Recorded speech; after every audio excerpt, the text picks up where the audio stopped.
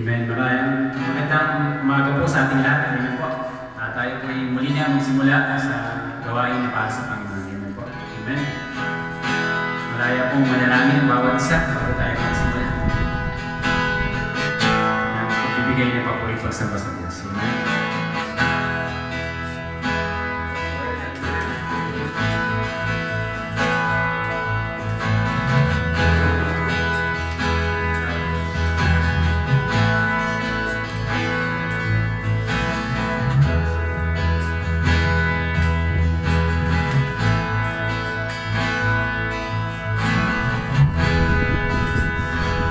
Hallelujah. Maraming banal at karapat-dapat kang bigyan ng papuri pagsamba sa araw na ito, Diyos. Dahil muli nga ikaw ang Diyos ng dakila, ng kapangyarihan ng Diyos. At kailanman ang ugat-ugat na hindi mo kami binabayaan. Lord, sa oras po ito, Panginoon Lord, muli namin nilalapit sa iyo ang ating sarili, Panginoon. Ask forgiveness, Panginoon Lord, sa iyong mga nagawang kasalanan, Panginoon. Sa buong isang linggo, Diyos. Tawarin mo kami. Sa pagkakataong ito, Panginoon Lord, muli namin may ipahayag, Panginoon, pag-ibig. Pag-ibig na kung saan, Lord, ikaw patuloy na nagmamahal sa amin kung walang sukatan, walang pamantayan. Lord, salamat sa oras kong ito, Panginoon. Dalangin namin na maranasan namin ang presensya mo, Diyos. Na mag-aalis lahat, Panginoon Lord, lahat ng mga alinlangan sa puso natin. Magpapayapa ng aming puso at isipan. Sa oras mo ito, malaya kang kumilos sa aming kalagitnaan, Diyos. Luwalhati ka namin sa Panginoon. Salamat. Salamat mo sa pagkakataon ito, Panginoon. Salamat dahil minsan hindi po kami hinayaan na magpatuloy sa paggawa ng kasalanan. Lagi mo pinaalala sa amin, Panginoon, na kami tinawag mo, pinili mo, Diyos. Hindi para sa mga gawang mali, hindi para sa gawang para sa iyo, Panginoon. Lord, salamat dahil bigyan kami ay mapalad. Mapalad sa mga pinili mong tinawag mo. Dahil higit kang magmahal, Diyos.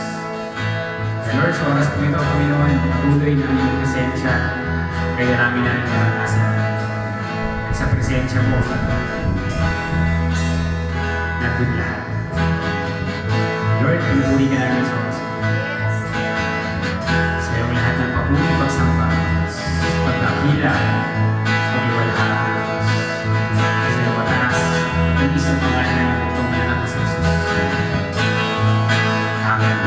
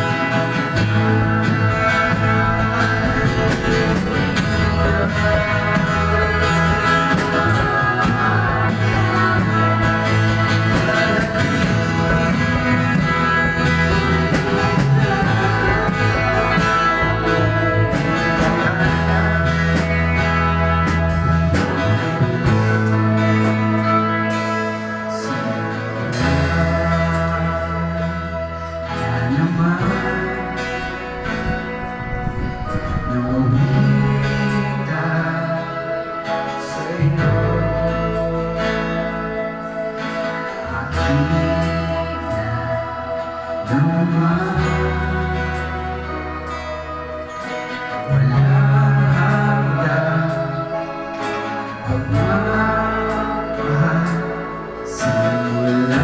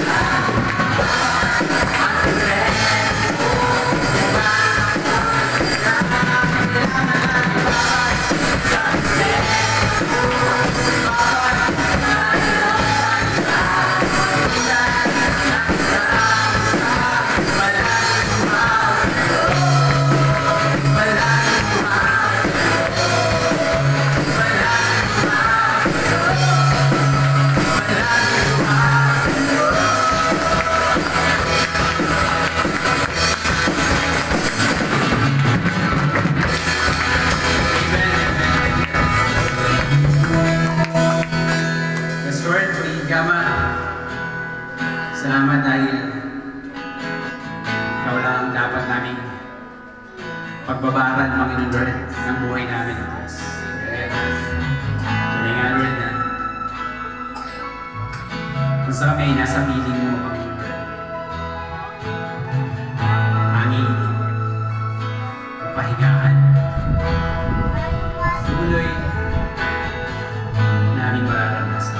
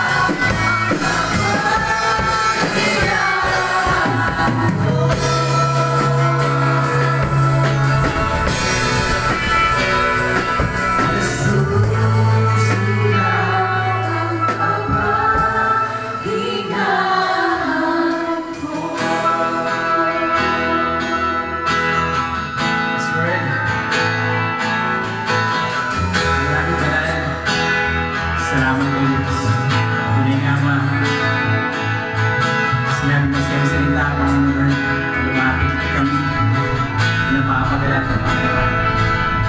At iyong pagpapahingahan. Ama, salamat.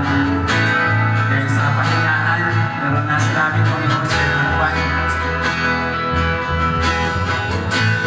At naging kapayapaan, kasaganaan, kaligtasan. Maraming salamat, Ama, sa araw kong ito. Salamat namin sa iyo. Dahil ikaw ang Diyos ng dakila. Karapat-dapat mo bigyan natin sa salamat. Salamat. Salamat sa iyo. Pagyaman. Salamat sa iyong presensya sa aming lalinaan. Hindi, sa oras na dito, Panginoon. Salamat na iniwala kami, Ama, na marami ka pang gagawin sa aming asawa. Yung siyang salita. Kaya ko sa buhay ng Panginoon. Sa iyong patuloy ko sa pa, kapila. Sa iyong matalis sa pangalan, maging sa iyong pagkakas na sa Jesus. Amen.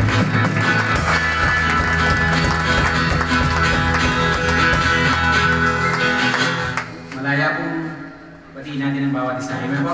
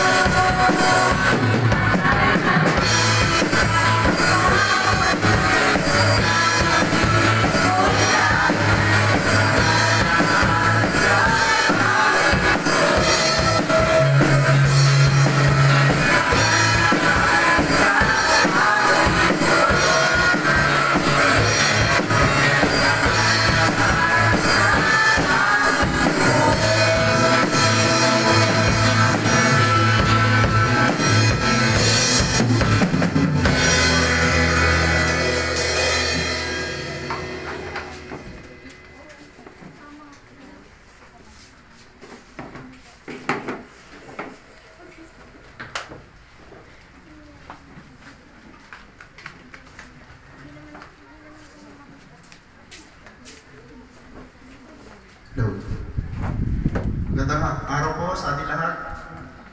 Amen ho, para tayong lulubog yung bangka. Ayan. No, gusto nyo ba lumubog o palubog na?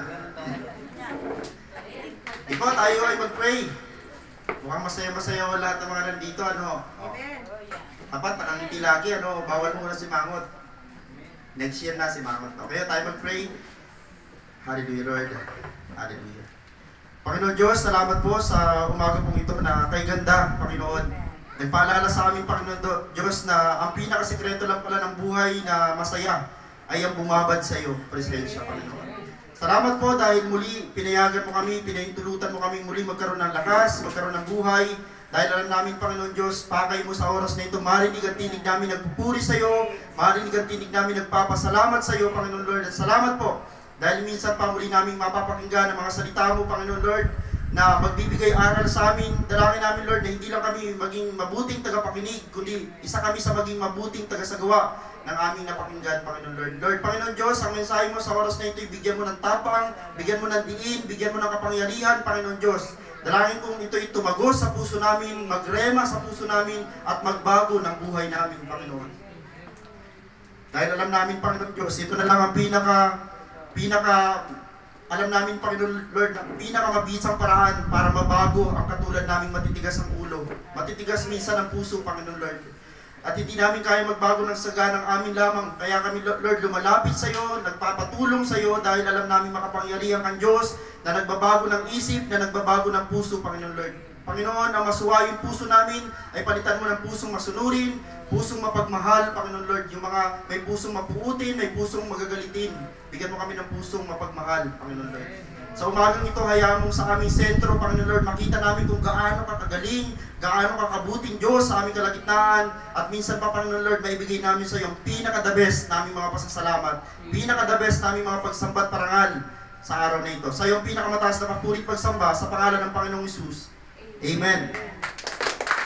Pagiging na, Panginoon, maraming salamat to dahil mamaya ho pala, announcement, mamaya ho ay last na ho naming pangangaroling online. No? So maraming salamat dahil maaga-maaga pa lang, kota na. Parang napasaya yung kanina. Kota na, no? Pero mamaya ho, meron pa rin, payagan nyo pa rin ho kami. Ito ho ay para vice versa, gusto namin ho iparanas, iparamdam sa inyong Pasko na ho, malapit na pa din.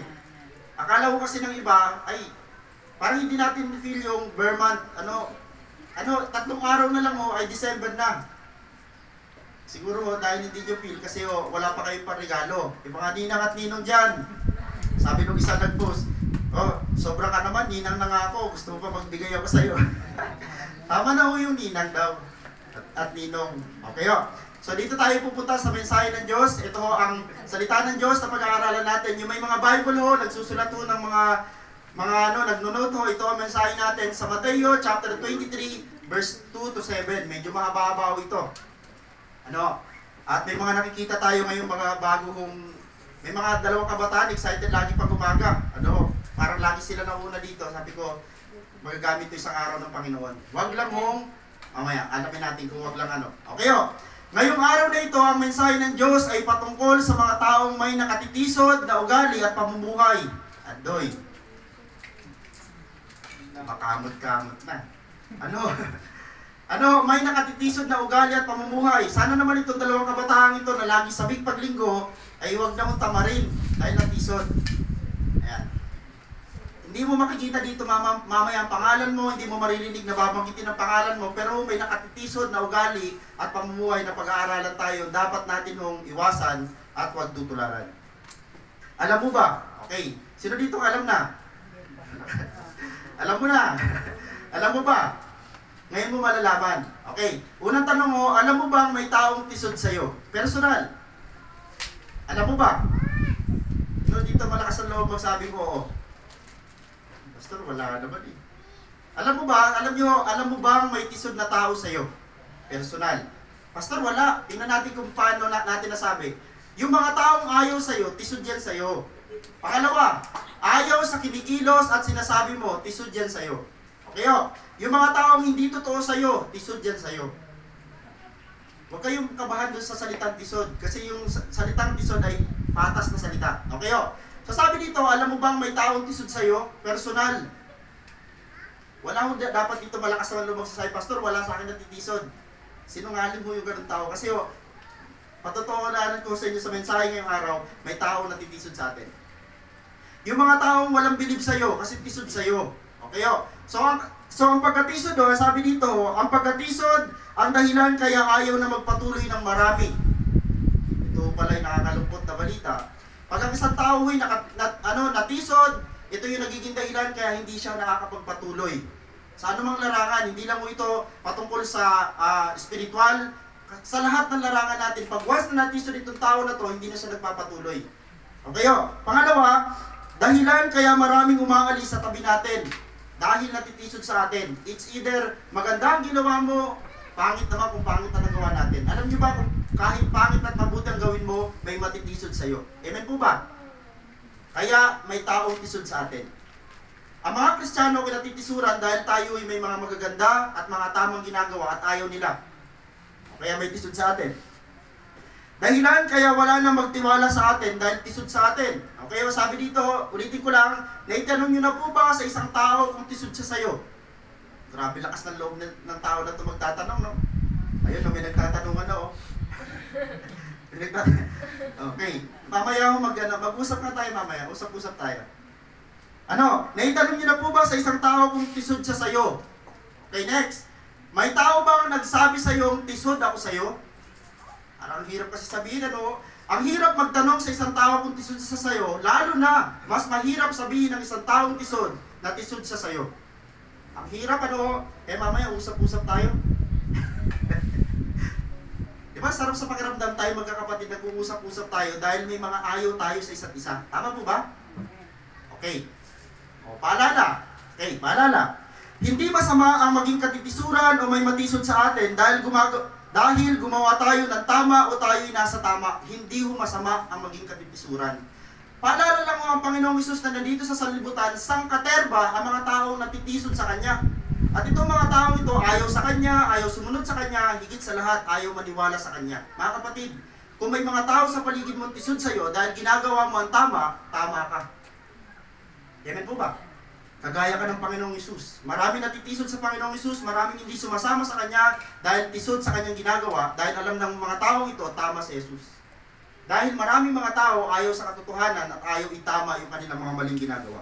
Hindi masama maging katitisuran o may matisod sa atin dahil gumagawa tayo ng tama o tayo'y nasa tama. Ang masama ay maging katitisuran tayo dahil sa ating mali at masamang ginagawa. Ito yung masama. Bilang mga Kristiyano, inaasahan ng Diyos na meron tayo na may matitisod sa ating tao, hindi dahil masama ang ginagawa natin, kundi dahil tama ang ginagawa natin. Mamaya ho, diin na natin yan. Okay, hamon. Okay, hamon na ho mga kapatid, pakinggan niyo yung hamon. Natitisod ka man, dahil hindi natin maiwasang matisod sa isa't isa. Maging honest na tayo personal. Pastor, hindi ko talaga maiwasang matisod eh. Kasi normal, tumitingin tayo sa mga kinikilos ng mga kapatid natin. Normal na ang tenga natin, ginagamit natin sa pakikinig ng mga sinasabi ng kapatid natin. Natitisod ka man. Pangalawa, may natitisod man sa'yo. Okay, pareho. Kung natitisod ka, paalala ko lang sa'yo kapatid, may natitisod din sa'yo. Ito ang pinakamatinding hamon ng salita ng Diyos. Magpatuloy ka pa rin bilang isang Kristiyano. Amen po ba? Pastor, natitisod ako. May natitisod sa akin, pero magpapatuloy ako bilang isang Kristiyano. Kasi bakit to? Huwag mong hayaan na yung mga taong kinatitisuran mo, yung mga taong natitisod sa'yo, ang maging dahilan kaya mawala ka sa Panginoon. Amen po ba? Sabi dito, be consistent Christian. Pag sinabi yung consistent, alam nyo, grabe ho, napakalalim mo ng kahulugan ng salitang consistent. Hindi lang mo ito basta nagtutuloy-tuloy, hindi lang mo ito basta nagpapatuloy, kundi hindi siya nagbabago. Mga kapatid, bilang mga Kristiyano, sa panahon na kasama ka ng ibang tao, Kristiyano ka pa rin ba? Opo. Parang galing sa ilong ha. Alam niyo, sa totoo lang, maging honest tayo, may mga panahon sa buhay natin na talagang mahinang-mahina tayo. Kapatid, itong mensahe ng Diyos sa oras na ito, gawin mong personal at gawin mo itong inspiration para lumago at makapagpatuloy ka sa Panginoon. Solid. Amen po? Be consistent Christian. Kahit anong mangyari, Panginoon, Pastor, kahit anong mangyari, katulad ng Panginoong Hesus, ang dami natisod sa Kanya, ang daming hindi nagtiwala sa Kanya, tinuloy lang niya ang mission niya. Tayo mga Kristiyano, may mission tayo sa buhay, ang magpatuloy hanggang mamatay bilang Kristiyano. Amen. Hindi pwede yung, Pastor, magkikristiyano ako ngayong taon, tapos next year, iba naman. Ang dami nating kwento nun, dati akong ganito, dati akong ganon. Ang dami nating alam na kwento na ganon sa atin ng mga Kristiyano, mga tunay na Kristiyano. Huwag naman sanang maging word natin isang araw, dati akong Christian. Sayang naman, di mo pa tinuloy. Okay, balikan ko lang ho ngayong araw na ito. Ang mensahe ng Diyos ay patungkol sa mga taong may nakatitisod na ugali at pamumuhay. Hindi mo makikita ang sarili mo dito, pero sana ho makita natin kung ano yung espiritu ng mga taong nakakatisod. Mateo chapter 23 verse 2-5a. Ang mga eskriba at mga Pariseo ang kinikilalang tagapagpaliwanag ng kautusan ni Moses. Ito, ganda nito.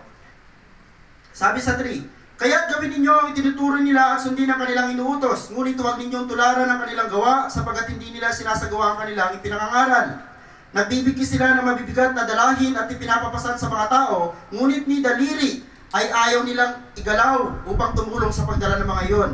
Bawang pakitang tao ang kanilang mga gawa. So itong taong pag-aaralan natin ay mga taong kakaiba.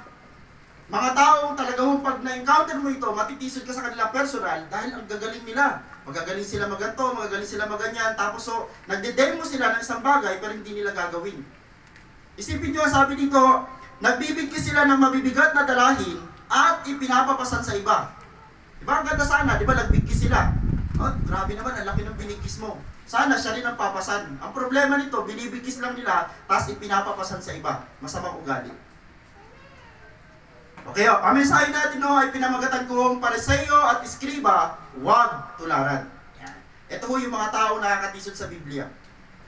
Ang Pariseo at mga Iskriba, kaya ang mensahe natin ay huwag tularan sapagkat sila yung may mga taong napag-aralan natin, may mga nakatitisod na ugali.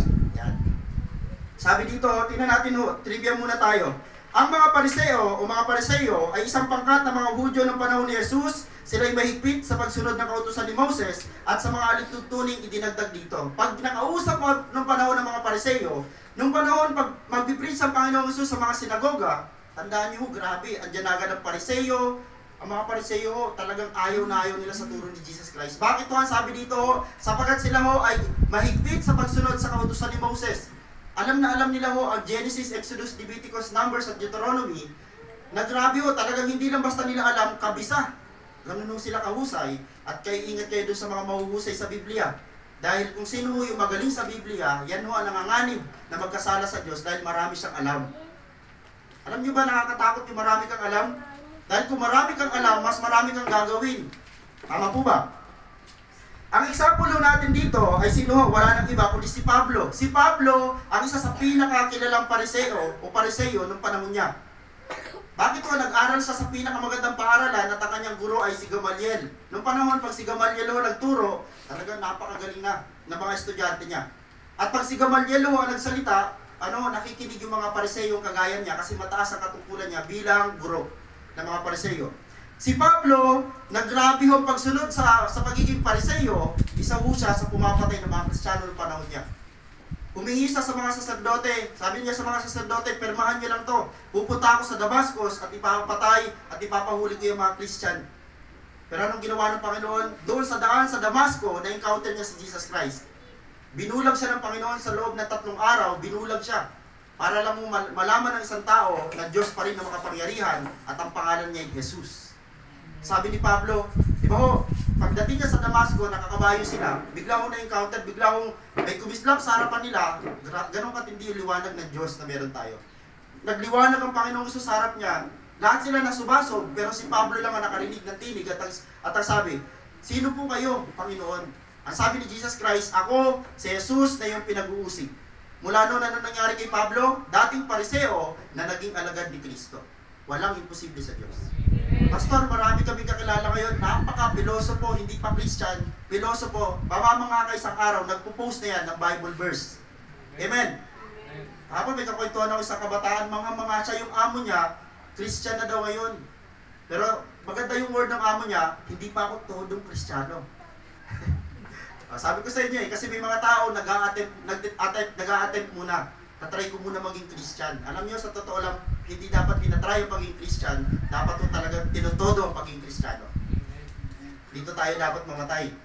Namatay yung ating Kristo, dapat bilang Kristiyano, mamatay din tayong Kristiyano. Si Pablo, dating Pariseo na naging alagad ni Kristo, at dating mamamatay ng mga Kristiyano, naging Kristiyano. Grabe. Ganun kagaling yung Diyos na meron tayo. Ulitin ko lang mga kapatid, kung nagdududa ka na hindi kayang baguhin ng Diyos ang pamilya mo, nagkakamali ka. Si Pablo, na talagang napakatindi ano tawag yan? Sobrang siyang, kumbaga sa word ito ay katulad ng mga ISIS. Pinapatay yung mga taong taliwas ang isip sa kanila. Si Pablo, terorismo. Pero binago ng Diyos at naging alagad niya mismo. Kaya si Pablo napakatapang. Isipin mo, pupunta sa sinagoga, nandun ang mga Pariseong kagaya niya dati, nagkukwento siya patungkol kay Jesus, lalabas siya sugatan, bugbog sarado, at halos patay na. Pero si Pablo hindi tumitigil. Isipin mo isang beses, binato siya, binugbog siya, patay na siya ng ilang minuto. Biglang nabuhay. At ang sabi ng mga Pariseo, pag inulit mo pa to, tutuluyan ka na namin. Alam niyo yung ginawa ni Pablo? Tuloy-tuloy lang siya sa pagkukwento patungkol kay Jesus. Ganon yung mga tunay na mga binago ni Jesus. Sino dito yung nahihiya pa bilang Kristiyano? Di ba? May mga tao pa rin na, sabi ko nga, alam niyo, pasensya na, may mga tao akong kinaiingitan pagdating sa My Day. Nagmamahay day sila, pag tinignan mo, 200, yung nagsisinong kanilang yung halimbawa, nag-my day sila, ganda, gwapo, titingnan mo ng 300 to 400, nagmamahay day ako ng Word of God, meron 30, Hindi ako naawa sa sarili ko, naawa ako doon sa salita eh. Pero sabi ko, Lord, kung yun lang ang tumingin, yun lang babaguhin mo. Amen po ba? May kapangyarihan ng salita ng Diyos. Huwag ka manawang mag-post ng salita ng Diyos dahil may tatamaan ng salita ng Diyos. Ang salita ng Diyos ay makapangyarihan. Pastor, parang ang tagal. Kahit matagal, may tatamaan siya. Okay, dati, si Pablo, dating Pariseo, alam niyo, nakikinig lang si Pablo ng mga aral patungkol kay Jesus Christ, hindi siya naniniwala, pero dumating ang panahon, hindi na siya basta naniwala, siya na mismo nagkwento patungkol kay Kristo. Pupulang ko kayo dyan, 2 oras to. Ngayon, okay, Eskriba. Okay, dalawa ho kasi pag-aaralan natin, isang Pariseo at isang Eskriba. Anong pinagkaiba ho ng Eskriba sa Pariseo? Ang Eskriba ho, tagapagturo at tagapagpaliwanag ng mga aralin sa matatandang tipan, lalo na ang unang 5 aklat. Sinisipin nila para sa iba ang mga kautusan o kasulatan. Ang mga hari noong unang panahon ay may mga Eskriba na naghahanda ng mga opisyal na kasulatan at ilan sa kanila ang naging mataas ang katungkulan sa palasyo. Wow! Ang Eskriba ho, kakaiba sila. Sila yung mga dalubhasa, sila yung mga doktor ng mga espiritual ng panahon. Na once na nahalal ka bilang hari, kailangan magkaroon ka ng Eskriba na tagabasa ng kasulatan ng Diyos at tagapagpaliwanag. Tayo ho, may mga Biblia, kaya kailangan natin ng pastor kasi hindi wala tayo nakakaunawa ng Biblia. Maaari na babasa natin, pero hindi natin alam ang malalim na kahulugan niyan. So ang mga Eskriba, at isa ho sa pinakakilalang Eskriba sa Bible, ay sino ho? May aklat din siya, siya ho si Esdras. Ayan. Siguro nadaanan na ito ng mga kabataan. Tama po ba? Hindi pa ata. Esdras, ito may lang mga aklat dito. Si Esdras, sino ho siya? Siya ho ay dalubhasa sa kautusan ng Diyos. Siya ho ay doctorate. Grabe. Doktor siya ng mga salita o kautusan ng Diyos. Di ba ho may doktor sa pisikal?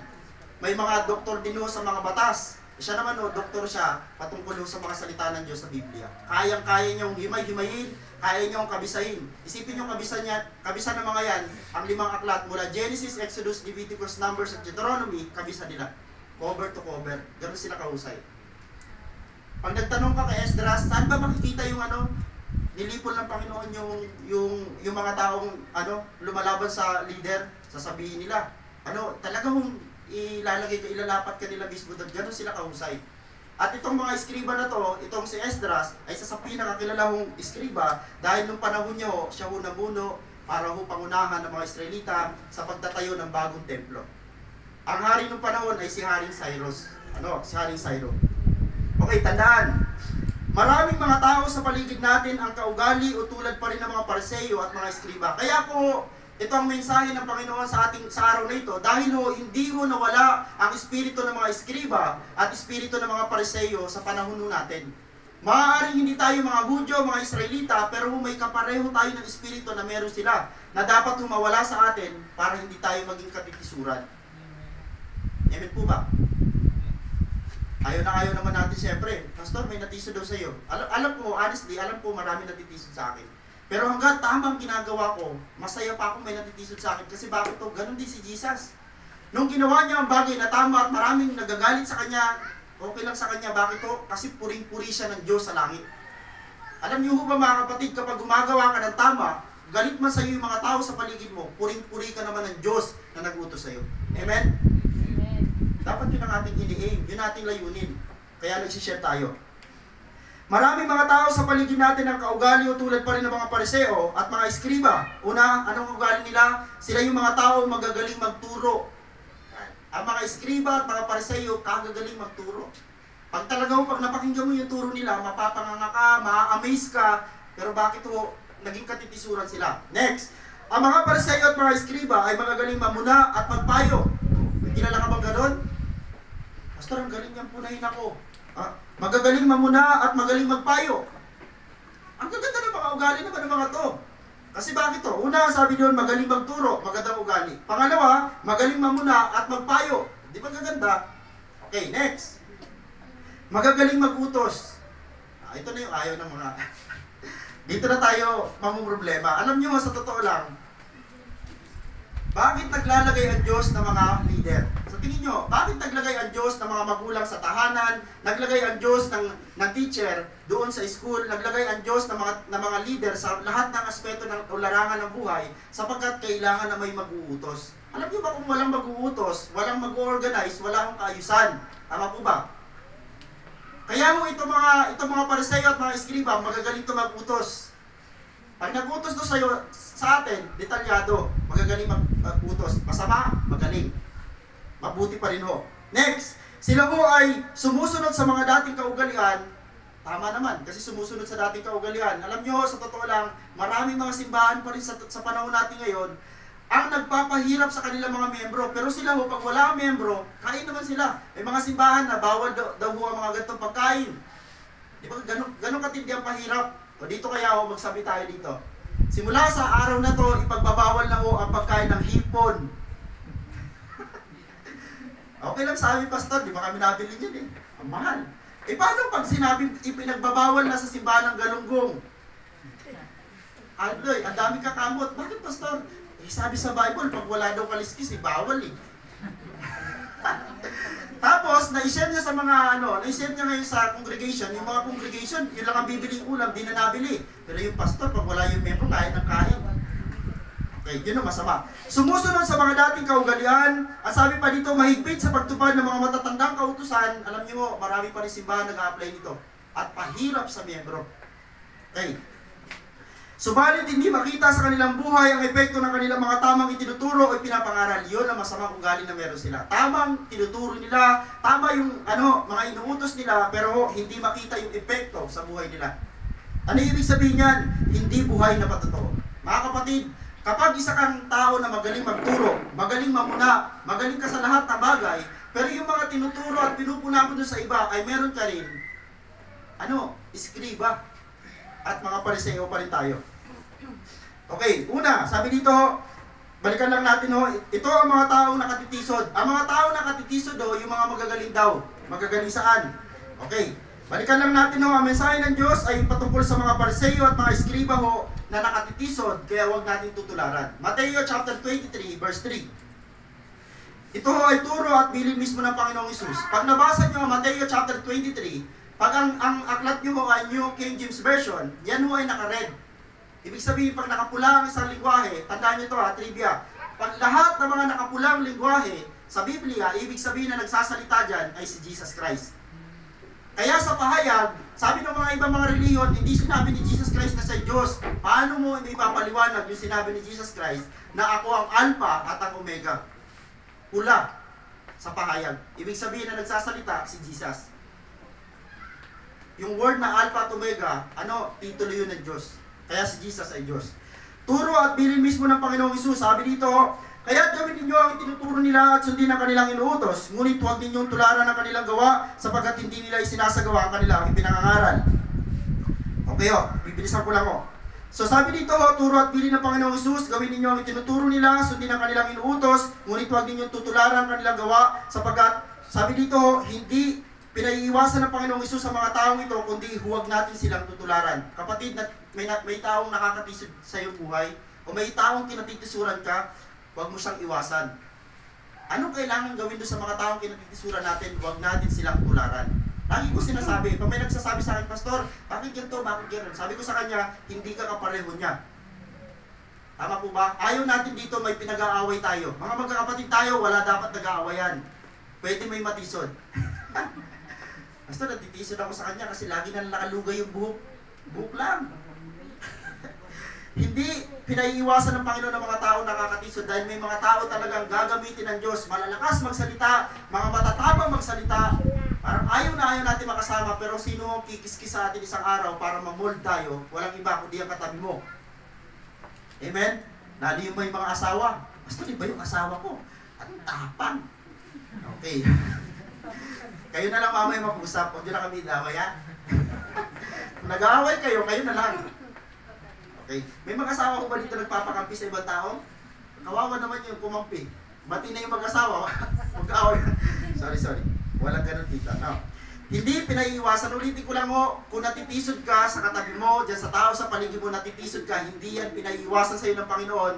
Yan ay pinagtatagumpayan. Okay, next. Unang dahilan kung bakit pinaiiwasan at huwag natin tutularan, hindi pinaiiwasan at huwag tutularan natin. Sabi ng Panginoon, dahil hindi nila isinasagawa ang kanilang ipinapangaral. Isa sa pinakapangit na ugali ng isang tao, magaling lang magturo, magaling lang mangaral, magaling lang magpuna, magaling lang magpayo, pero hindi isinasagawa ang kanyang mga ipinapangaral. Napakapangit. Ano ang ibig sabihin ng salita dyan? Ibig sabihin, hindi niya ginagawa ang sinasabi niya. Pangalawa, hindi niya ginagawa ang inuutos niya. Nakakatiso dito tao na to. Pastor, ang galing-galing mag-utos pero hindi mo ginagawa yan ah. Nakakatiso talaga yun mga kapatid. Ito ang verse sa Bible. Mateo chapter 23 verse 3 to b, sabi dito, ngunit huwag ninyong tularan ang kanilang gawa sapagkat hindi nila isinasagawa ang kanilang ipinapangaral. Ang mga eskriba, mga Pariseo ay magagaling magturo. Ulitin ko lang, magagaling sila magturo. Maraming mga simbahan, magagaling yung mga nagtuturo, talagang hahangaan mo sa galing magturo. Alam nila yung Greek, alam nila yung Hebrew, alam nila yung Aramaic, alam nila. Pero bakit hindi humabasa sa kanilang buhay yung tinuturo nila? Bakit to? Dahil hindi nila isinasagawa yung kanilang ipinapangaral. Pangalawa, sila ho ay mga magdaraya. Alam niyo ho ba magdaraya ang isang taong turo na lang ng turo pero hindi sinasagawa yung kanyang tinuturo? Ganito sabi sa Santiago. Santiago chapter 1 verse 22, mamuhay kayo ayon sa salita ng Diyos kung ito'y pinapakinggan lamang ninyo. Ngunit hindi ninyo isinasagawa, ano sabi? Dinadaya ninyo ang inyong sarili. Madaya ang isang tao kung nagtuturo lang, namumuna lang, pero wala akong makita sa kanyang buhay. O hindi makita sa kanyang pamumuhay o buhay yung kanyang pamumuna. Ano sabi dyan? Dinadaya. Grabe ano yung... Alam nyo, mas mahirap dayain mo yung sarili natin. Mismo sarili natin, dinadaya natin. Okay o. Sila ho ay magdaraya. Ang salitang magdaraya ay katumbas ng katumbas ng sinungaling. Di ba yung mga tao hong, di ba ho, halimbawa namimili kayo sa palengke, may timbangan. Alam niyo ba marami nagdadaya sa palengke? Kaya ho may naimbento ho na pang-test dyan para ho wasakin yung mga mali-maliw at timbang. May ginawa sila maliit na aparatos para 1 kilo. Pag ginanon nila, pag nagkulang o nagsobra, pangit na winawasak ko sa Maynila may ganon. Sabi dito, ang salitang magdaraya ay katumbas ng sinungaling. Ito ang sabi, ang isang taong hindi nagsasagawa ng kanyang napakinggan at ipinapangaral ay mga taong sinungaling. Kaya iwas na lang tayo, no? Sa panahon na may napakinggan ka salita ng Diyos at naramdaman mo sa sarili mo, Pastor, hindi ko pa ginagawa to, gawin mo muna sa sarili mo bago mo ituro o bago mo ipangaral sa iba nang hindi ka mapulaan. Kapatid, mahirap maging sinungaling. Paalala, sa mga nakatatanda, mga magulang, mga ate at kuya, mga leader, o ito para sa lahat, para din sa pastor. Okay, sabi dito, huwag puro turo, puna at payo lamang. Mga magulang, huwag puro turo lang, huwag puro puna, huwag puro payo lamang. Mga kuya, mga ate, di ba mga kuya at mga ate, galing magturo. Sabi sa kapatid, mag-aaral ka mabuti, pero siya, di ba nag-aaral? May mga ganun eh. May mga leader, ganitong gawin, sabi mag-devotion ka. May leader, di ba nag-devotion? Sabi ng pastor, mag-pray kayo lagi. Pastor, di ba nag-pray? Alam niyo, dali magturo, napakadali magturo, pero mahirap magsagawa. Tama? Amen. Salamat sa malakas na nag-i-amen. May isa ko lagi nag-i-amen malakas. Napapakinggan siya sa TV. Huwag puro turo, puna o payo lamang. Ano kailangan gawin ng isang leader, mga magulang? Maging taga-sagawa muna tayo ng ating ituturo, ipupuna at ipapayo. Maging taga-sagawa muna. Bakit kailangan gawin yon? Sabi dito, maging mabuti tayong patotoo o halimbawa. Pinaka-the best na may ipapakita natin sa mga taong nakapaligid sa atin, yung ating mismong patotoo. Ang tawag sa atin dyan, buhay na patotoo. Di ba ho, sabihin ko lang sa inyo, maraming mga tao hindi nagbabasa ng Biblia, pero pag nakita kang Kristiyano ka, ang ganda ng asal mo, wow! Parang maniniwalang ang ganda magsimba dyan sa simbahan nyo. Ako nalulungkot to. May isang nag-post na naman, nagmumura. Ang lakas magmura doon sa Facebook. Pero Christian siya. Tiniklaim niya, born again siya. Pero ang lakas magmura. Nalulungkot ako eh. Parang, kausapin ko na lang siya personal. Kilala niyo siya, pero huwag niyo na sana kilala. Mateo chapter 7 verse 3. Bakit mo nakikita ang puwing sa mata ng iyong kapatid, ngunit hindi mo pinapansin ang puwing mong gatahilan sa iyong mata? Anong word yan na gatahilan? Alam nyo, dito ko lang nalaman yung word na gatahilan, troso. Ganun katindi pala yan. Akala ko dati, pag sinabing gatahilan, para lang may, di ba, puwing, malaki na ng konti. Ito pala, sabi ng Biblia sa gatahilan, troso. Ganun katindi. Sabi dito, bakit mo nakikita ang puwing sa mata ng iyong kapatid, ngunit hindi mo pinapansin ang puwing mong gatahilan sa iyong mata? Paano mong masasabi sa iyong kapatid, halika't alisin ko ang puwing mo, gayong gatahilan ang nasa mata mo? Hindi mo masama ang mamuna ng iba. Pero bago mo punayin ng iba, siguraduhin mong walang makikita sa iyo nang hindi ka mapahiya. Ganon din sabi sa Mateo chapter 7 verse 5. Mapagpaimbabaw, alisin mo muna ang puwing na gatahilan at sa gayoy makakita kang mabuti at maaalis mo ang puwing ng iyong kapatid. Mga kapatid, pwede naman palang mag-alis ng puwing ng kapwa. Pwede naman palang punahin ang ating kapwa. Pero alisin mo muna yung mga kapuna-puna sa iyong buhay. Amen? Masarap sa pakiramdam. Di ba po, mga nanay, mga ate, mga kuya, bago mo punahin ang kapatid mo, siguraduhin mo muna ang hindi rin makita sa iyo. Tulog ka na tulog! Ay, ikaw? May mga ganun, no? May mga malakas mamuna pero hindi nila alam. Parang yung pagpuna nila, parang sumampal din sa kanila. So ganito ang sabi diyan, tandaan, hindi pinagbawal ng Diyos ang magturo, mamuna at magpayo. Walang ganun sa Biblia. Walang sinabi ang Diyos na huwag kang magturo, huwag kang mamuna, huwag kang magpayo. Hindi yung pinagbawal ng Diyos yan. Huwag kang, sabi dito, hindi pinagbawal ng Diyos ang magturo, mamuna at magpayo sa ating kapwa o mga kapatid. Subalit dapat muna nating masiguro sa ating mga sarili na ang ating mga ituturo, ipupuna at ipapayo ay una, natutunan na natin. Kaya pala ang bisa ng mga yung mabisa magpayo, natutunan na kasi niya. Experience na niya. At sabi dito, naranasan na natin at higit sa lahat, isinasapamumuhay na natin. Pinaka-effective na isang Kristiyano, isang tao, na ayong pinapayo, tinuturo at pinupuna mo, hindi na makita sa iyo. Ganito ang sabi, nang sa gayon, ito'y maging mas mabisa at mas kapanipaniwala. Wow! Amen po ba? Amen. Diba sabi natin, alam mo, sino dito yung gumagamit ng gantong word? Alam mo, magbigay ka sa Panginoon, mag-text ka, yayaman ka. Eh yun nagkukwento. Nang hiram, pautang. Ano ba yun? Magaling ng deliver niya, alam mo, magbigay ka sa Panginoon, hindi ka pagkukulangin.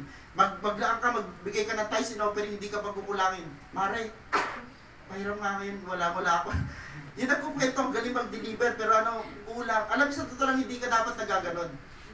Tamang ituro mo yung salita ng Diyos, pero kay iingat ka, dahil pag bumalik sa iyan at wala kang maisabi, yari ka. Para ka nagkwento, sa aso. Yari ka. Okay, next. Ito mga tao ho, ito mga Pariseo at mga Iskriba, mga pakitang tao. Ano tawag natin sa term natin? Mga plastic. Yung mga tao ho, na Pariseo at mga Iskriba, mga taong pakitang tao, ito yung mga taong buwad. Napakahirap ma-encounter ng mga taong plastic. Ba't yan ang word plastic, no? Ba't din nalang gamitin yung word na huwad? Plastic ba naman? Tao ginawa plastic. Hindi ko pa hanggang ngayon, hindi ko pa maisip kung bakit plastic, So mga taong Pariseo at mga Iskriba, kaya hindi pinatutularan ng Diyos sapagkat sila ho ay mga taong pakitang tao. Mateo chapter 23 verse 5, pawang pakitang tao ang kanilang mga gawa. Tandaan nyo, may tatlo silang pinakamatinding ginagawa sa harapan ng napakaraming mga tao. Okay, una, pakitang tao ang pananalangin. Paano ho maging pakitang tao ang pananalangin? Example, nung walang katao-tao, ang prayer niyan, gaputok. Sabihin, halos hindi marinig. Aba, nung sumulpot yung napakaraming tao, sigaw. Ganun ang mga Pariseo ng panahon. Nakita nila, may tao doon. Pupunta yan sila doon. Doon magpipray. Ang sabi ng Panginoon, kapag magpipray ka, hindi ko sinasabi sa simbahan, pag magpipray ka sa bahay nyo, may kwarto, doon ka, sa silid. Nang walang makakita at gagantimpalaan ka ng Diyos na nakakita ng lihim mong mabuting ginagawa. Ang panalangin ay isang mabuting gawain. Kapag ginawa mo natin yan, na parang sabi dito, pawang pakitang tao, at pag may mga tao, mananalangin ako na narinig nila para maramdaman nilang concern ako sa kanila. Pwede ka mag-pray kahit hindi nila naririnig kasi nakakabasa niyan si Jesus. Okay, next. Ang sabi dito, pakitang tao ang kanila pagbibigay. Ngayon nauuso yung YouTube. Sa pagbibigay ho, binibidyohan nila. Alam niyo, hindi naman lahat ito ay masama. Tama po ba? Hindi huwag naman tayo mangusga dahil binibidyohan, dahil ang gusto hindi ho masama. Kaya lang, ang nangyayari nga ho, yung mga kaisipan ng mga tao sa panahon natin ngayon, kaya yan nagbigay para yan makilala. Kaya yan nagbibigay ay para yan para sumikat yung kanyang channel. O sabihin natin ganon. Ito mga Pariseo at mga Iskriba noong panahon nila, ganon din sila. Pag nagbigay sila, kailangan may nakakita, may audience, para ho magmukha silang palabigay. Pero hindi ho galing sa puso. Last, ang sabi dito ho, sila ho, pawang pakitang tao ang kanilang mga gawa o pagtulong. Kaya ho, hindi dapat tinutularan ng mga Iskriba at mga Pariseo sapagkat mga pakitang tao ang kanilang pananalangin, mga pakitang tao ang kanilang pagbibigay at ang kanilang pagtulong. Next, Ito mo mga eskriba at mga Pariseo, sila ho'y mga mapagmataas. Mayayabang ho ito mga to. Mateo 23, ang ibig nila ay ang mga upuang pandangal sa mga piging at ang mga tanging luklukan sa mga sinagoga. Ang ibig nila ay pagpugayan sila sa mga luwasang bayan at tawaging guro. Alam niyo bang isa sa pinagbabawal ng Panginoong Hesus sa magpatawag ang isang taong guro? Kung magpatawag ang isang taong ama, di ba lalim? Basta paano kaya yung ama? Tinatawag ko yung tatay ko na ama. Malalim mo ang kahulugan ng salitang ama sa sinabi dito ni Jesus. Ganon din sa salitang guro. Sabi ng Panginoon, huwag kayong magpatawag na guro dahil isa lang ang guro. Sino? Si Jesus. Amen? Ang ibig nila ay pagpugayan sila sa mga liwasang bayan at tawagin silang guro. Ganon katindi ho ang mga puso ng mga to. Puro ang gusto nila posisyon, hindi obligasyon. Mateo chapter 23 verse 12. Ang nagpapakataas ay ibababa at ang nagpapakababa ay tataas. Kaya lumitaw yung mensahe na yan, karugtunguyan, na sabi ng Panginoong Hesus, si Jesus mismo nagsasalita dito, ang nagpapakataas ay ibababa at ang nagpapakababa ay tataas. Dahil yung mga taong nasa posisyon, sabi ng Panginoon, yung mga nasa posisyon, dapat naglilingkod sila sa mga nasasakupan nila. Baliktad doon mga Pariseo at mga eskriba. Noong panahon nila, sino sila? Sila yung mga nasa posisyon at gusto nila lagi silang i-serve ng mga tao. Baliktad. Ang sabi ng Panginoon, baliktad. Pag nasa posisyon ka, kailangan ikaw yung nagsiserve. Ikaw dapat yung naglilingkod sa mga tao at hindi ikaw yung pinaglilingkuran. Kaya ka nga nandyan sa posisyon para maglingkod sa tao. Tandaan nyo, yung eleksyon na parating, sana hindi opisina yung balak ng mga kandidato, kundi talagang serbisyo, hindi opisina. Okay. Sila ho ay mapagmataas. Ano ibig sabihin niyan? Sila ho ay mayayabang. Tingin sa sarili ay matuwid. Mga self-righteous ang mga to. Next, sabi dito ho, pinagmamalaki ang mga ginagawa niya. Tingin sa sarili ay mahalaga. Okay, next, sabi dito ho, mapanghusga. So ito mga Pariseo at mga eskriba, pag na-encounter nyo to, talagang mahihirapan kayo kasi talagang nakakatiso ng kanilang mga ugali. Okay, next, sabi dito, mayroon nung 4 na tayong pinag-aralan. Una ho dito, hindi sinasagawa ang kanilang pinapangaral, sila ho yung mga magdaraya, mga pakitang tao lang kanilang mga gawa, mapagmataas at pinakahuli. At dito tayo magtatapos. Ang mga Pariseo at mga eskriba ay mga tao sabi dito, bulag na taga-akay. Pinakamahirap na isang ma-encounter mo na tao ay yung magaling mag-akay, pero malibo yung tinuturo. Amen? Kaya ho iingat tayo, hindi ho porke malaki ang simbahan, porke marami ang naaakay, sila ho yung nasa tama. Tandaan nyo, maraming mga mega churches na maliho ang kanilang, maliho yung founder o yung nagtuturo.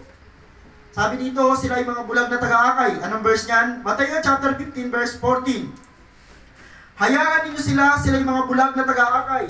At kapag bulag ang umaakay sa bulag, kapwa sila mahuhulog sa hukay. Sino sila? Sabi ni Jesus Christ, sila yung mga Pariseo.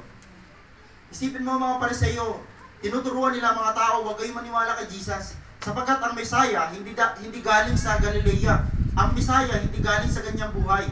Tinuturo nila ng ganon. Kasi basang-basa nila isipin nyo, basang-basa nila ang Biblia, pero hindi nila naunawaan yung laman ng Biblia.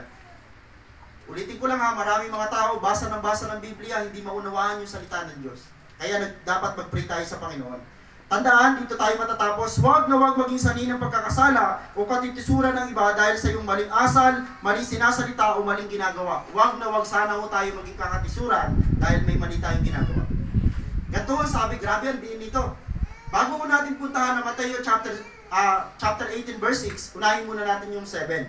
Mateo chapter 18 verse 7, napakahirap ng kalagayan sa daigdig dahil sa mga sanhi ng pagkakasala ng tao. Hindi mawawala kailanman ang mga sanhi ng pagkakasala, ngunit nakapangingilabot ang sasapitin ng taong panggagalingan ito. Grabe yung term na ginamit sabi dito, napakangingilabot.